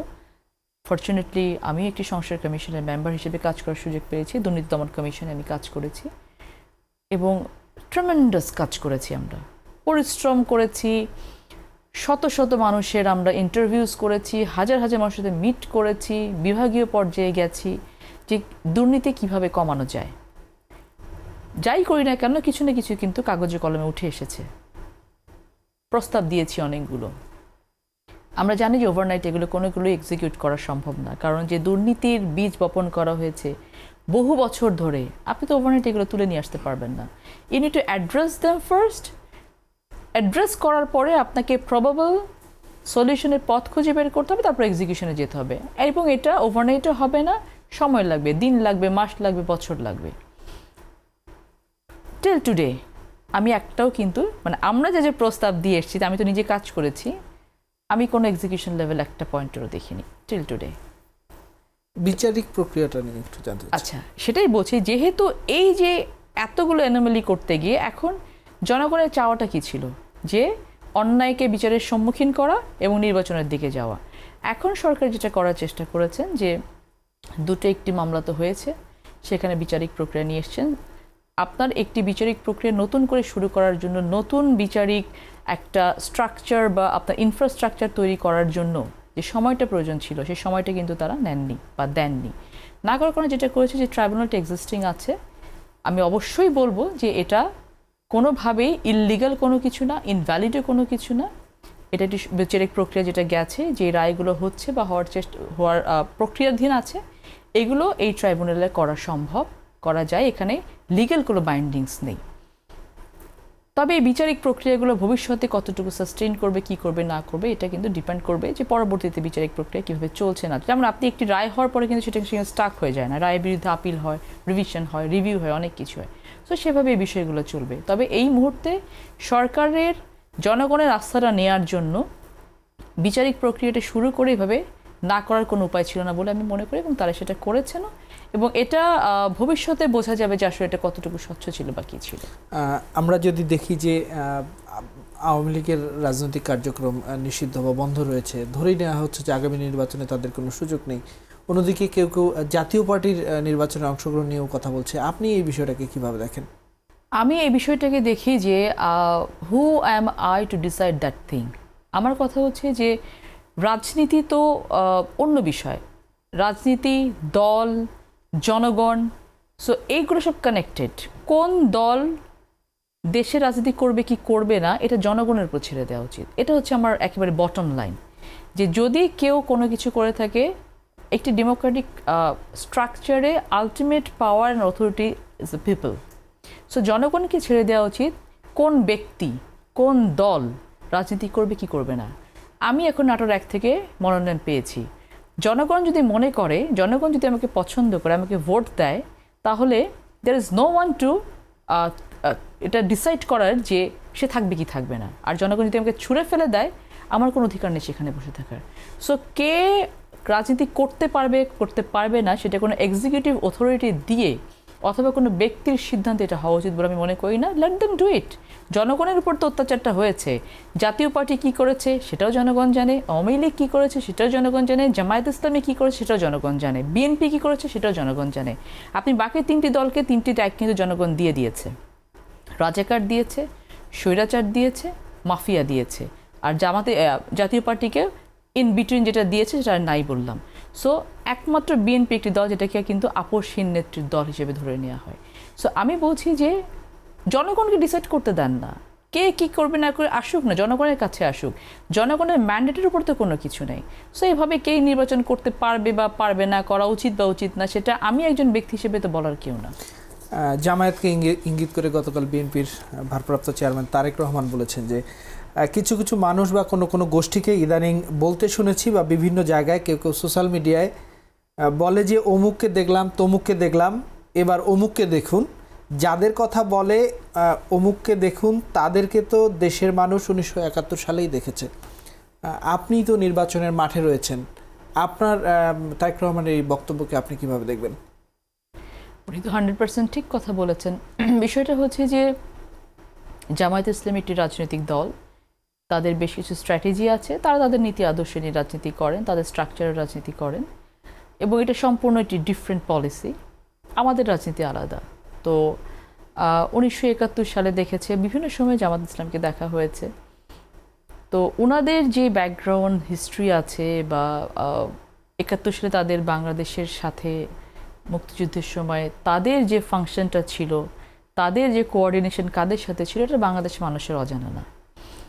তো আমার এলাকাতেও যিনি আছেন ক্যান্ডিডেট, আমার তার সাথে দেখা হয়েছে, কথা হয়েছে। আমরা সেই সৌহার্দ্যপূর্ণ জায়গাটা রাখি। শুধু জামায়াত ইসলামী না, আমি গত লাস্ট উইকে আমি যখন ক্যাম্পেইনিং করছিলাম, আমি একটি রাস্তা দিয়ে যাচ্ছিলাম, তখন গণ অধিকার পরিষদের যিনি আমাদের ক্যান্ডিডেট আছেন উনিও আসছিলেন। আমি গাড়ি থেকে নেমে তার সাথে গিয়ে দেখা করে তাকে কংগ্রাচুলেট করেছি। তার হাত থেকে তার যেই লিফলেটটা আমি নিয়েছি, আমি তাকে ফিয়ামানিল্লাহ বলেছি যে ভাইয়া আপনাদের কোনো যদি সহযোগিতা লাগে আমার পক্ষ থেকে আমরা দেব। সো ওই জায়গাটা আমরা কিন্তু তৈরি করতে চাই যে রাজনীতি মানে কিন্তু যুদ্ধ না, প্রতিযোগিতা থাকবে, প্রতিদ্বন্দ্বিতা থাকবে, এবং এটা ওয়েলকাম করব আমরা। কিন্তু কারোর প্রতি কারোর প্রতিহিংসা, যুদ্ধের জায়গা, প্রোপাগান্ডার জায়গা, বট বাহিনীর জায়গা, সেটা আমরা কখনো অ্যাপ্রিসিয়েট করি না। সো আমাদের আহ্বানটা থাকে এক ধরনের, তাদের আহ্বানটা থাকে ডিফারেন্ট ধরনের। যেমন প্রোপাগান্ডাটা তাদের অনেক বড় একটা টুলস হিসেবে তারা কাজ করে। আমাদেরকে বলা হয়েছে কোনো প্রোপাগান্ডা করা যাবে না, অ্যাড্রেস করা যাবে না প্রোপাগান্ডাকে। সো এই যে পলিসিগতভাবে, নীতিগতভাবে যে পার্থক্য, এটা কিন্তু জনগণ বোঝে। যেমন আমি যখন জনগণের কাছে গিয়ে আমার ফ্যামিলি কার্ডের কথা বলছি, আর অন্য কোনো দল যখন গিয়ে জান্নাত দেখানোর কথা বলছে, মানুষ কিন্তু ডিফারেন্সিয়েট করতে পারছে যে জান্নাত তো মৃত্যুর পরে, তাহলে বেঁচে থাকতে আমরা কি পাবো? তাহলে কি অন্য দলকে বেঁচে থাকতে আমাদের কোনো কিছু দিচ্ছে না?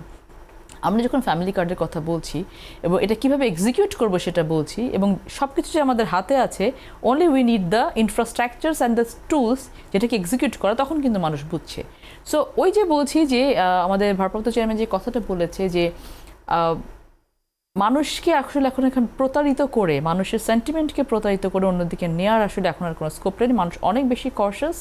তো সেই জায়গাটাতে আমরা কাজ করে যাচ্ছি অবশ্যই, এবং চেয়ারম্যানের কথার সাথে আমি 100% একমত হয়ে বলতে চাই যে জনগণ আসলে জানে কে কোনটা কি করেছে, এবং রাজনৈতিক অ্যালায়েন্স থাকতেই পারে একজনের সাথে আরেকজন। এটা যে কোনো নির্বাচনের আগে it's a plan, it's a strategy, it's a policy থাকতেই পারে। কিন্তু এই অ্যালায়েন্সগুলোর মধ্য দিয়ে যদি ভালো কিছু বেরিয়ে আসে আমরা সবসময় সেটাকে ওয়েলকাম করব। কিন্তু এটা যেন সুস্থ রাজনীতির দিকে যায় সেটা হচ্ছে আমাদের সবার চাওয়া থাকবে। যে আপনি দেখেছেন যে 91 সালে যে রাজনীতির যে একটা সৌহার্দ্যপূর্ণ সম্পর্ক থাকতো, বিএনপি হোক, আওয়ামী লীগ হোক, জামাত হোক, সেটা কিন্তু আস্তে আস্তে আস্তে আস্তে ডেটেরিয়েট করতে করতে এমন একটা জায়গায় আওয়ামী লীগ নিয়ে এসছে যে আওয়ামী লীগ বিএনপি বোধহয় মুখ দেখাদেখি করতে পারবে না, এরকম একটা পর্যায়ে কিন্তু চলে গিয়েছিল। এটা রাজনীতির কালচারের জন্য খুবই খারাপ। আপনি আমার বাবার কথা বলছিলেন যে আপনার কী কী ফলো করেন, আমি তার একটা জিনিস খুব ভালো করে ফলো করি যে রাজনীতিতে সবাই ভোটারদের কিন্তু কোনো দল নেই। ভোটারকে যদি আপনি এডুকেট করতে পারেন যে তোমারই প্রবলেম, আমি তোমার প্রবলেমটা জানছি, আমার কাছে এই বিষয়টা আছে, এটা সলিউশনের জন্য, ভোটার কিন্তু আপনার কাছে আকৃষ্ট হবে। সো সেখানে আপনার দল দেখার তো দরকার নেই। এবং আমার বাবার যারা অপোনেন্ট ছিলেন, আমার বাবা তো 4 বার এমপি হয়েছেন, 3 বার মন্ত্রী হয়েছেন, তো আমি দেখেছি তাদেরকে, অনেক সিনিয়র ছিলেন, পায়ে হাত দিয়ে বাবা সালাম করতেন, হ্যাঁ, বা ঘরে যাওয়া আসা ছিল, তাদের প্রত্যেকের একে অন্যের ঘরে যাওয়া আসাগুলো ছিল, কিন্তু সেই কালচার কিন্তু নষ্ট করে ফেলেছে। এবং এই কালচার নষ্ট হওয়ার কারণে কিন্তু বাংলাদেশের রাজনীতি এতখানি নিচের দিকে নেমে গেছে। সো আমরা চেষ্টা করি যে সবার সাথে এই কাজটা করার। কিন্তু অন্যান্য যে দল যারা আছেন, আপনি জামাত ইসলামের কথা বললেন, আরও অনেক যারা দল আছে, আমরা দেখেছি যে প্রোপাগান্ডা মেশিন ইউজ করে এবং দুই একটি দল তো সরাসরি নারীদেরকে অ্যাটাক করে। হ্যাঁ, এই প্রোপাগান্ডাটা বেসিক্যালি চালানো হয় কিন্তু নারীদের বিরুদ্ধে, নারী নেতৃত্বের বিরুদ্ধে, যারা নারীরা এগিয়ে আসছেন তাদের বিরুদ্ধে। তো এই জায়গাগুলোকে আসলে আমার তো গ্রামাঞ্চল, আমার নাটোর 1 যেটা, 2 উপজেলা, 2 পৌরসভা, এটা পুরোপুরি গ্রাম, ধান ক্ষেত, পাট ক্ষেত, বিল, চর, পদ্মার পাড়, এটা নিয়ে আমার মানুষ। সেখানেও মানুষ দেখি এগুলো নিয়ে কিন্তু বলে যে ওরা এগুলো কেন করে।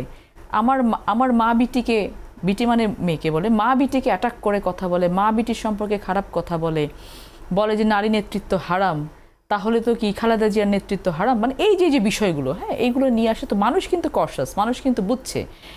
অনেকে অনেক সময় বলে যে হ্যাঁ ঘরে ঘরে গিয়ে জান্নাতের দাওয়াত দেওয়া হচ্ছে, এই দাওয়াত কতটুকু নিচ্ছে সেটা কিন্তু কথা, মানুষ কিন্তু নিচ্ছে না, এটা কিন্তু ছুঁড়ে ফেলছে। এটা আমি ফার্স্ট হ্যান্ড এক্সপিরিয়েন্স আপনাকে বলছি।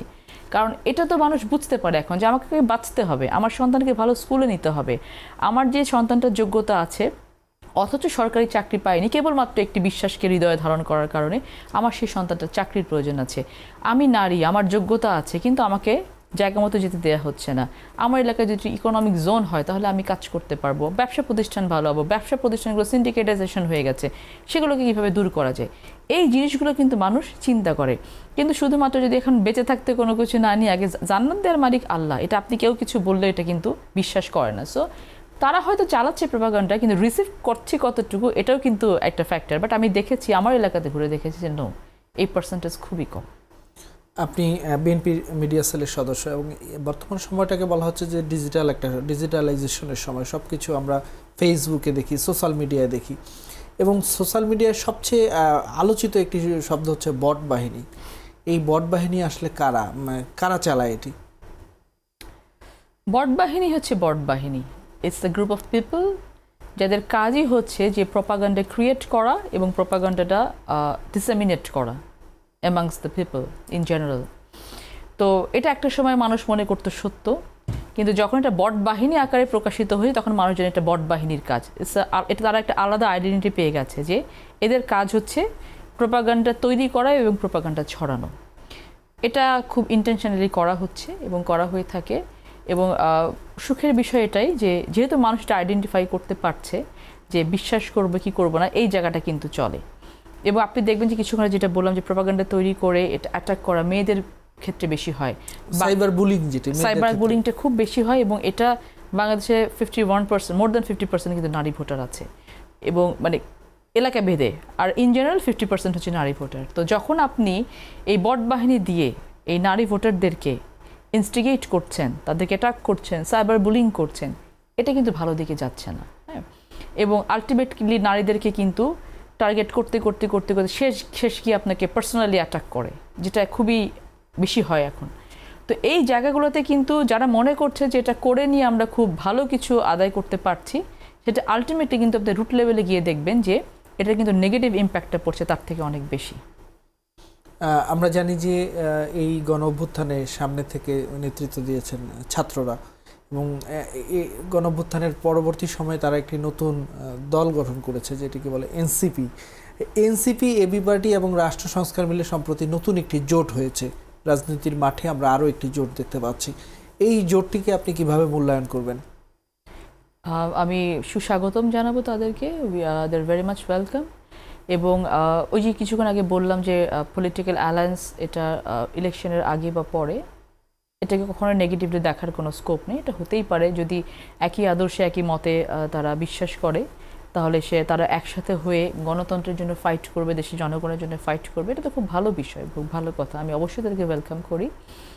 সাথে সাথে আমি এটা তাদেরকে আরেকটু কশাস করে দিতে চাই যে এনসিপি যে দলটি যারা গঠন করলেন এবং আসলে যে স্বপ্নটা নিয়ে গঠন করেছিলেন বা এটা গঠন করার পেছনে যে ফ্যাক্টরগুলো কাজ করেছিল, আলটিমেটলি কিন্তু এটা ভিশিয়েট হয়ে গেছে। এবং আলটিমেটলি কিন্তু তারা ওই যে অঙ্কুরে বিনষ্ট হওয়া যেটা বলে, যে স্বপ্ন দেখার আগে শেষ হয়ে যাওয়া, সেটা হয়েছে। এটার কারণটা হচ্ছে যে যেই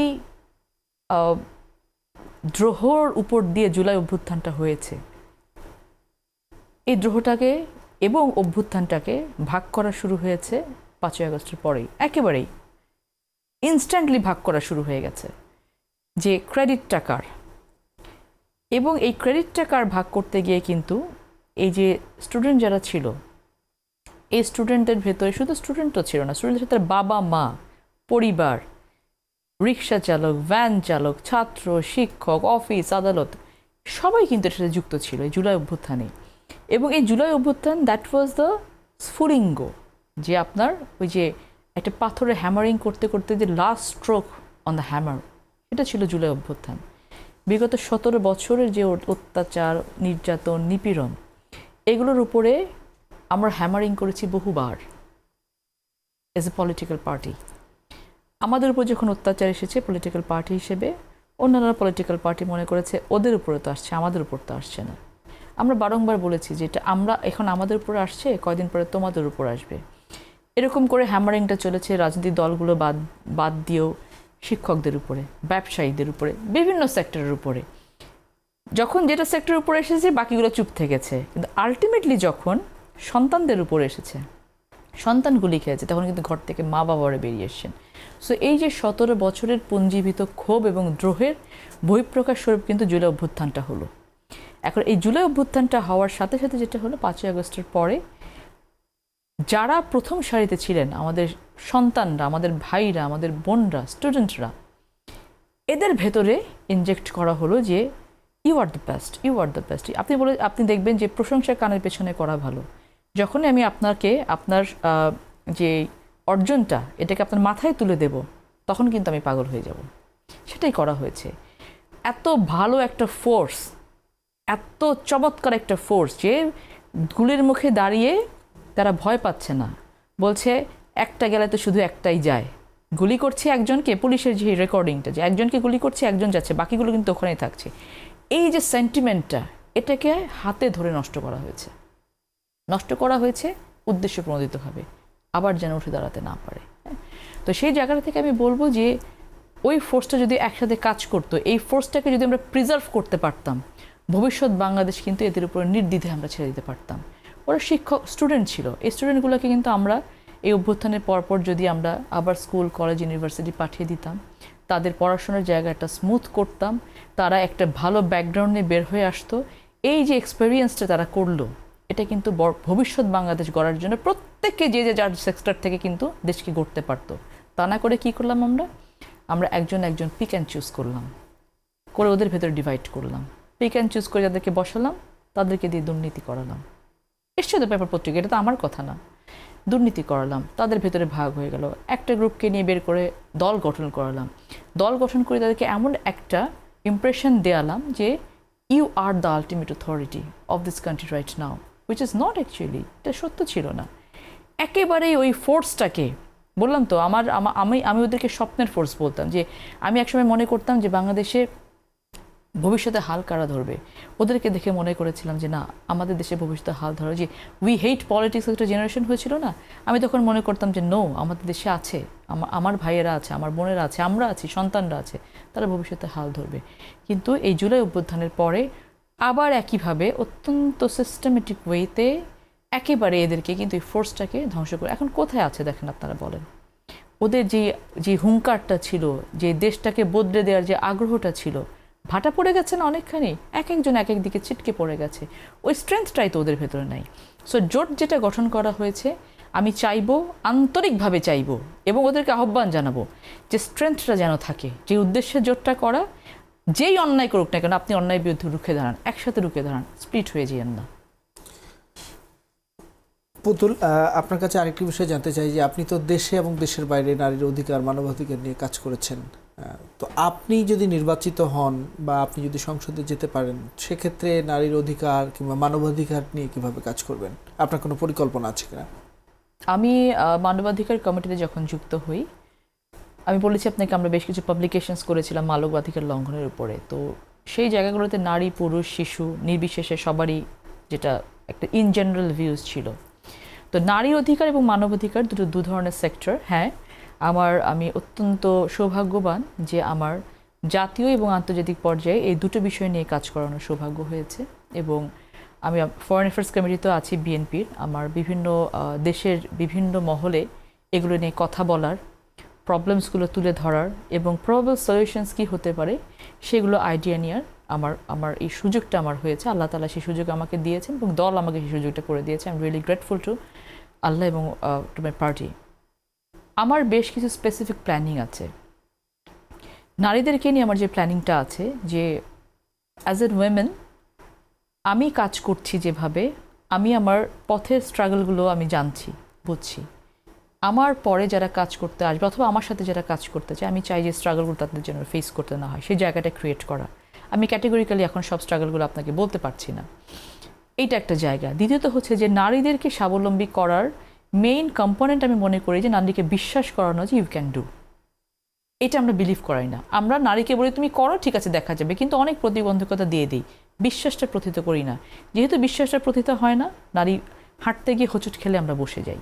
সো ওই জায়গাটা তৈরি করা যে ইয়েস উই ক্যান ডু, নারীদের ভেতরে সেই আস্থার জায়গাটা। এবং আমি যেটা আমার ইন্সপিরেশনের জায়গা যেটা হয়েছে এবার ক্যাম্পেইনিং করতে গিয়ে, যে নারীরা সেই জায়গাটা যে বিটে কে বলছে পারবো না। যেমন আমি কুটির শিল্প নিয়ে কথা বলি, আপনি জানেন আমার এলাকাতে আখ হয় অনেক বেশি, যেহেতু আমি সেগমেন্ট ওয়াইজ সেক্টর ওয়াইজ কাজ করছি। এই আখ নিয়ে আমার ওখানে বেশ কিছু সমস্যা আছে। সমস্যাটা হচ্ছে যে চিনি কল আছে, সুগার মিল আছে ওখানে আমাদের, আখ চাষিদের আখ মারাই বন্ধ। যেহেতু ওনারা যদি বাইরে আখ মারাইটা করেন তাহলে সুগার মিল ঠিকমতো আখটা পায় না, জন্য চিনির উৎপাদনটা কম হয়। একটি আইন করে এটা বন্ধ করা আছে। কিন্তু আখ চাষি তো প্রচুর, এদের জীবন অনেক একেবারে, তারা কিন্তু বিপন্ন অবস্থায় আছে, সংসার চলে এরকম অবস্থা। তো এদের সাথে একটা কনফ্লিক্ট আছে চিনি কলের সাথে আখ চাষিদের। তো এখন যেহেতু আইন করে নিষিদ্ধ করা আছে, কোর্টে মামলাও আছে, আমি নিজেই মামলাটা দেখছি, তা একটা প্রবল সলিউশন দরকার যে আখ চাষিরাও যেন বাঁচে, সুগার মিলগুলো যেন তাদের কাজ হ্যাম্পার্ড না হয়, চিনির উৎপাদন যেন বাড়ে। এবং বর্তমান সরকার বলেছে যে বেশ কিছু চিনি আছে, এই চিনি আমরা বিদেশ থেকে আর ইম্পোর্ট করবো না যতক্ষণ চিনি শেষ না হচ্ছে। তো আমি ঠিক করেছি যে এই আখের যারা উৎপাদক আছেন, যারা আখ চাষি আছেন, এই আখ দিয়ে কীভাবে কুটির শিল্প করা যায়। আমি ঘেঁটে দেখেছি যে যদি আমরা রাজশাহী বিভাগকে, উত্তরাঞ্চলকে যদি আমরা এই ইকোনমি ডেভেলপমেন্টের ক্রাইটেরিয়ার মধ্যে না নিয়ে আসি, তাহলে বাংলাদেশের ইকোনমি ডেভেলপ করবে না। অসংখ্য প্রোডাক্ট আছে যেটা আমরা কিন্তু, এই যে চিটাগং একটা পোর্ট বেসড, চিটাগং এলাকাকে আমরা বলি, ওটা কিন্তু আমাদের একটা জায়গা যেটাকে ইকোনমিকে বুস্ট করে। সিমিলারলি কিন্তু আমরা রিসার্চ করেছি, বের করেছি যে উত্তরাঞ্চলটা হচ্ছে এমন একটি জায়গা, যদি এখানে শুধু আমরা কুটির শিল্পগুলোকে ধরতে পারি ছোটো ছোটো করে, আখ দিয়ে যদি আমরা এমন কিছু তৈরি করতে পারি, আখের চকলেট বানাতে পারি, আমরা বিদেশে দেখেছি কলার চিপস খেয়েছি আমরা, হ্যাঁ, এই ধরনের অনেক কিছু প্রোডাক্ট আছে, এগুলো যদি আমরা করতে পারি এবং এই কুটির শিল্পতে যদি আমরা শুধু নারীদেরকে কানেক্ট করতে পারি, আমি প্রস্তাবও দিয়েছি, তারা আগ্রহী হয়ে ঝেঁপে পড়ে যে মা আমাকে খালি সুযোগটুকু করে দাও, আমি এগুলো করে দিব তোমাদেরকে। তো এই যে নারী জাগরণটা, কুটির শিল্পের সাথে নারীদের অনেক ওতপ্রোতভাবে তারা জড়িত, ভেরি মাচ কানেক্টেড দেয়ার। তো এই যে রেসপন্সটা আমি পাচ্ছি, আমি দেখছি যে হ্যাঁ আমার রিসার্চটা কিন্তু কাজ দিচ্ছে, যে আসলেও কিন্তু আমার দেশের ইকোনমিকে বুস্ট করতে হলে আমার উত্তরাঞ্চলকে কিন্তু ইকোনমিকে বুস্ট করতে হবে। সো এই যে ছোটো ছোটো পর্যায়ে নারীদেরকে বিশ্বাস দেওয়াটা, এবং আমি অনেকটাই দেখেছি, আমি গত এক মাসে নারীদের সাথে তাদের ভেতরে যে জায়গাটা, স্পৃহাটা কাজ করার, এটা অনেক বেশি। তাদের জন্য আমি কাজগুলো করার একটা ইকোনমিক জোন তৈরি করা আমার এলাকাতে, যেটা কিন্তু শুধু নারী না, নারী এবং যারা কর্মক্ষম আছে কিন্তু ঘর ছেড়ে বের হতে চায় না, ইকোনমিক জোনটা ওখানে হলে কিন্তু সেখানে কাজ করে সেখানে ব্যাক করতে পারছে। এই বিষয়ে সেগুলো আমি কাজ করছি। নারীর ক্ষমতায়ন ইন জেনারেল তো আছেই, আমার এলাকার জন্য আমি এই কাজগুলো করছি। এবং সামগ্রিকভাবে এই যে সাইবার বুলিংয়ের যে জায়গাটা বলছেন, আপনি দেখবেন যে কোনো নারী উপরের দিকে উঠতে থাকলে কিন্তু বিভিন্ন ট্যাগিং দেওয়া হয়, মানে নারীর নিজস্ব যোগ্যতাটাকে ম্লান করে দেওয়ার জন্য বহু ধরনের কথা বলা হয়। আপনি আমার অনেকগুলো পদের কথা বলেছেন, একটা কথা বলেননি, আমি ডেসকোর বোর্ড অফ ডিরেক্টরস হিসেবে আছি, স্বতন্ত্র, ওটা আমারও বলা উচিত ছিল। সো আমি কিন্তু ডেসকোতে কাজ করছি অ্যাজ অ্যান ইন্ডিপেন্ডেন্ট ডাইরেক্টর হিসেবে। সো ওখানে কাজ করতে গিয়ে আমি দেখছি যে নারীরা কিন্তু সব সেক্টরে কাজ করতে পারে। অ্যাজ আ লয়ার এমন কোনো সেক্টরে মামলা নেই যে আমি করি না, সব ধরনের সেক্টরে আমি মামলাগুলো, আমার নিজের চেম্বার আছে, আমি সেখান থেকে মামলাগুলো করি। সো নারী এবং পুরুষের ভেদাভেদটা যে সমাজ যেটা করেছে, সেটা আমার দল চেষ্টা করছে এটাকে মিটিগেট করে ফেলা, আস্তে আস্তে এগুলোকে ভ্যানিশ করে ফেলা। আমি সেই জায়গাটা থেকে একটি এক্সাম্পল ক্রিয়েট করতে চাই যে লুক অ্যাট মি, যদি আমি পারি কেন পারবো না। আমি যখন নারীদের কাছে গিয়ে আমি যে উঠান বৈঠক করি, তখন বলি যে মা, আমি তো এপারে দাঁড়িয়ে আছি, আপনার পাশে যে মেয়েটা দাঁড়িয়ে আছে, আপনি কি চান না যে সে আমার মতো এখানে দাঁড়িয়ে কথা বলুক? হ্যাঁ মা, আমি অবশ্যই চাই, তারা বলে।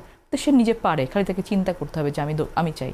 শুধু আমি কেন এখান থেকে মেম্বার অফ পার্লামেন্ট ক্যান্ডিডেট হব, কেন আপনার মেয়েটা হবে না? আপনি তাকে সেই বিশ্বাসটা দেন। তো তখন দেখে যে নারী এই কথাগুলো বলছে, তখন তারা আস্থার জায়গাটা ফিরে পায়।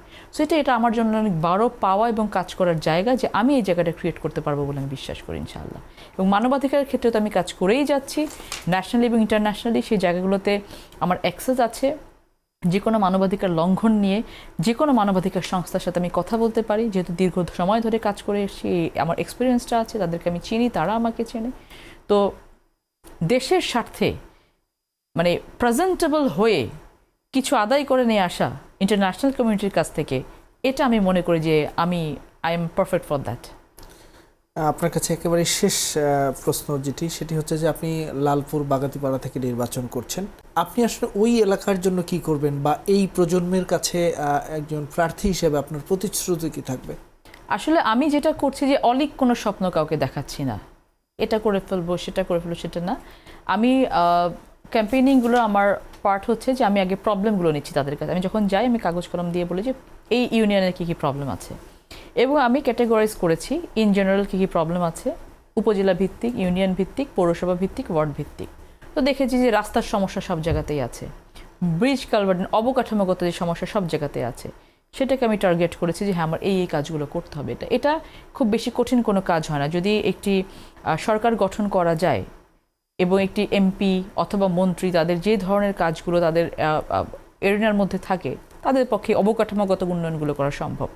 শিক্ষাক্ষেত্রে যে ব্যবস্থাগুলো আছে, কমিউনিটি ক্লিনিক স্ট্রাকচার আছে প্রত্যেকটা জায়গায়, কিন্তু ফাংশনাল নেই, সেই জায়গাটাতে আমি টার্গেট করেছি কাজ করার জন্য। যেহেতু আমাদের 31 দফাতে স্বাস্থ্যসেবা নিয়ে কথা বলা আছে, যে শুধুমাত্র স্বাস্থ্যসেবা দোরগোড়ায় পৌঁছে দেওয়া না, প্রিকশনারি মেজারগুলো নেওয়া, যে অসুখ বিসুখ যেন কম হয়।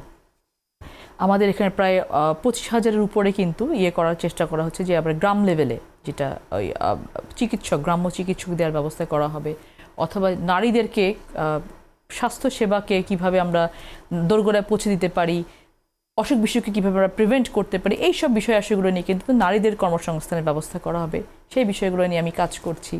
আমার ওখানে হাসপাতাল যেগুলো আছে, এই হাসপাতালগুলোকে, উপজেলা লেভেলে হাসপাতালগুলোকে জেলা এবং বিভাগীয় লেভেলে হাসপাতালের সাথে কানেক্ট করার বিষয়গুলো আমি কাজ করছি। রাস্তাঘাটের বিষয়তে বললাম, অলরেডি বেশ কিছু কাজ আমি করেছি রাস্তাঘাটের বিষয়ে। আর মেইন যেটা কাজ করছি, যে আমাদের এখানে, এটা আমাদের 31 দফাতেও আছে, যে ধর্মীয় নেতা যারা আছেন, ইমাম, মুয়াজ্জিন, পাদ্রী, তারপরে পুরোহিত, এনারা কিন্তু অবৈতনিক, এটা কিন্তু আমাদের 31 দফার ভেতরে আছে, যে ওনাদের কিন্তু একটা মাসিক মাসোয়ারের ব্যবস্থা করে দেওয়ার বিষয়টা। সেই জায়গাটাতে আমরা যেটা কাজ করছি, যে ওনাদেরকে, এবং ইসলামিক সংস্কৃতি যে চর্চাটা, ইসলামিক কেন্দ্র কিন্তু কোনোখানে নেই। তো ওখানে যেমন হামদ নাত করে স্টুডেন্টরা, কোরআন শিক্ষা করে, সেটার প্রতিযোগিতা হয়, এগুলো কিন্তু উপজেলা ভিত্তিক নেই। সো শিক্ষার পাশাপাশি আমি স্পোর্টস নিয়ে যেমন কাজ করছি স্টুডেন্টদের, ঠিক একইভাবে এই যে ইসলামিক বিষয়গুলো নিয়ে হামদ নাত, অনেকের এখানে ফ্যাসিনেশন থাকে, কোরআন প্রতিযোগিতা, মহিলাদের কোরআন প্রতিযোগিতা, এই বিষয়গুলো নিয়ে আমি কাজ করছি। নারীর বিষয়গুলো আমি বললাম, কুটির শিল্প নিয়ে কাজের কথা আমি বললাম সেখানে। তারপরে হচ্ছে আমাদের ওখানে সুগার মিলের বিষয়টা বললাম। ওখানে আমাদের ট্রেন স্টেশন আছে কয়েকটা, যেখানে রেল লাইন, ওখানে ট্রেন থামাটা খুব জরুরি, কিন্তু ট্রেন থামে না। সেই কয়েকটা রেল স্টেশনে আমরা যেন ট্রেনগুলো থামে, সেই যোগাযোগ ব্যবস্থাটা ভালো হলে আপনার কিন্তু বিজনেসটা ভালো হয় সেখানে, সেই কাজগুলো করা। আর মোস্ট ইম্পর্টেন্টলি আমার ওখানে গ্যাস লাইন, যেটা একটা জায়গায় এসে গ্যাস লাইন বন্ধ হয়ে গেছে, আমার এলাকাতে গ্যাস লাইন প্রবেশ করে নাই, সেই জায়গাতে আমি কাজ করছি। এবং সর্বোপরি যেটা একটা আস্থার জায়গা তৈরির কাজ করছি যে you are the voter, you are the deciding factor. আপনি যদি ঠিক মানুষকে ভোটটা দিতে পারেন, আপনার পরিবার উন্নত হবে।